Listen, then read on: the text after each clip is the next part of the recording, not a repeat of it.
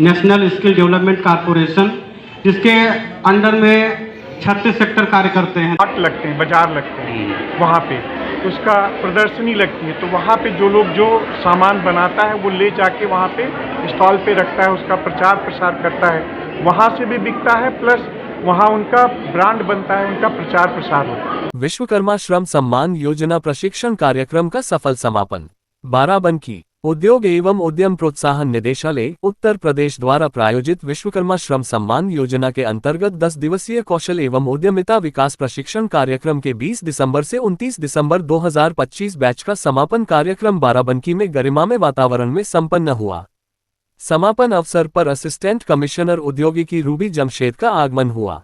उन्होंने प्रशिक्षणार्थियों को संबोधित करते हुए सभी के उज्जवल भविष्य की कामना की। वहीं यूपीकॉन के कोऑर्डिनेटर ने कहा कि यह योजना पारंपरिक कारीगरों और श्रमिकों को आत्मनिर्भर बनाने की दिशा में एक मजबूत कदम है। उन्होंने आगे के संघर्षों के लिए मानसिक व व्यावहारिक तैयारी, आय के स्थायी स्रोत विकसित करने और सरकार द्वारा उपलब्ध कराए जाने वाले विभिन्न लाभों की जानकारी भी दी।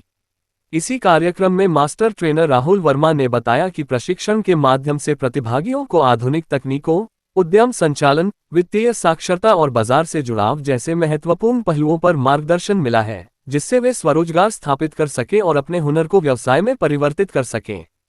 ये प्रशिक्षण कार्यक्रम यूपीकॉन के सौजन्य से आयोजित किया गया, जिसने प्रशिक्षण की गुणवत्ता और व्यावहारिकता को प्रभावी ढंग से सुनिश्चित किया। समापन समारोह में प्रशिक्षणार्थियों ने अपने अनुभव साझा किए और योजना को जीवन बदलने वाला बताया। विश्वकर्मा श्रम सम्मान योजना के माध्यम से प्रदेश सरकार का उद्देश्य कारीगरों को सम्मान, प्रशिक्षण और आर्थिक सशक्तिकरण प्रदान करना है। इस सफल आयोजन ने एक बार फिर साबित किया कि सही मार्गदर्शन और सहयोग से स्थानीय हुनर राष्ट्रीय स्तर पर अपनी पहचान बना सकता है। मतलब आप यूपीकॉन लखनऊ से आए हैं? हाँ। क्या नाम है आपका सर? डॉक्टर वीपी सिंह, क्या पद है आपका?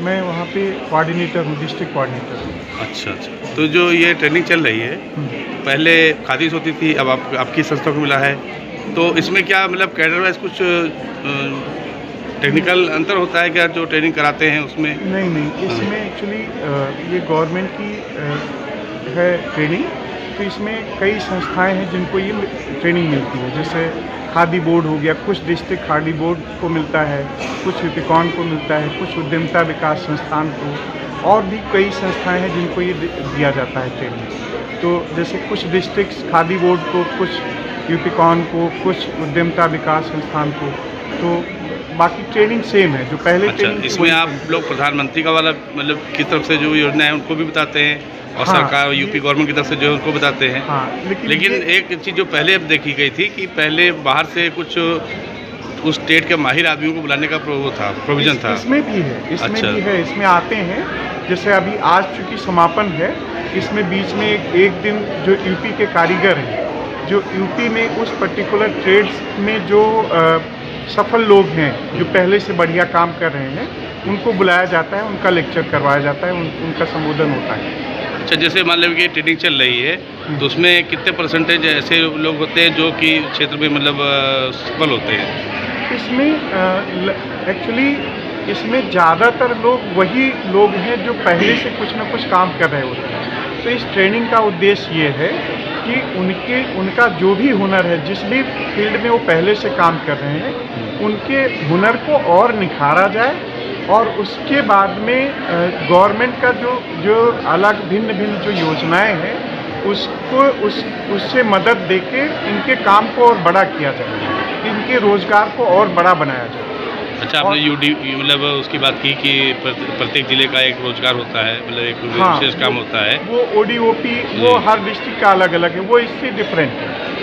हाँ, ये विश्वकर्मा उसको भी आप अपने ट्रेनिंग में शामिल करते हैं क्या? नहीं, वो अलग से वो ट्रेनिंग भी आई है, तो अभी वो किस डिस्ट्रिक्ट को मिला है, किस संस्था को मिला है, ये नहीं पता है, तो वो अलग से ही वो ट्रेनिंग होगी बिल्कुल। अच्छा, अभी जैसे किसी ने महिला ने पूछा था आपसे कि बाय द वे काम ना चला या सामान नहीं बिका, तो क्या सामान उन लोग जो बनाते हैं उसके लिए भी आप लोगों के पास कोई इस तरह की योजना है? अभी जैसे ये सरकार ये करती है, जैसे एक्सपोर्ट करने का भी है, या यहाँ पे स्टेट में अलग अलग सब वो बनते लगते हैं, हाट लगते हैं, बाजार लगते हैं, वहाँ पे उसका प्रदर्शनी लगती है, तो वहाँ पे जो लोग जो सामान बनाता है वो ले जाके वहाँ पे स्टॉल पे रखता है, उसका प्रचार प्रसार करता है, वहाँ से भी बिकता है, प्लस वहाँ उनका ब्रांड बनता है, उनका प्रचार प्रसार होता है। अच्छा, अभी आपने बताया था कि 4 साल तक ब्याज जो है सरकार नहीं देगी, जी मतलब 4 साल तक ब्याज जो सरकार देगी। हाँ, वो अगर किसी का 4 साल से ऊपर लगा तो ब्याज उसको देना पड़ेगा। नहीं, वो हो जाता है। एक्चुअली ये सब पूरा एक कैलकुलेशन करके किया जाता है। अगर आपका बिजनेस सही से चल रहा है, आप मेहनत कर रहे हो, आप पूरा ईमानदारी से काम कर रहे हो, तो वो 4 साल में वो हो जाता है, आप उस लायक हो जाते हैं कि वो लोन चुका पाएँ। मान लीजिए आपसे जो है सीख करके किसी ने काम शुरू किया, अगर उसको कुछ दिक्कत आ रही तो आपसे वो संपर्क कर सकता बिल्कुल, है। हर समय मदद करेगा और हर समय मदद होगा। नेशनल स्किल डेवलपमेंट कारपोरेशन, जिसके अंडर में 36 सेक्टर कार्य करते हैं। दर्जी का सेक्टर अपैरल है। अपैरल में आप सेल्फ एम्प्लॉयड टेलर का आपको सर्टिफिकेट प्राप्त होगा। एग्जाम होने के बाद में एक दिन आपका एग्जाम होगा, जिसमें थ्योरी, प्रैक्टिकल, वाइवा एग्जाम 3 चरण में होगा। एग्जामिनर दिल्ली से आते हैं।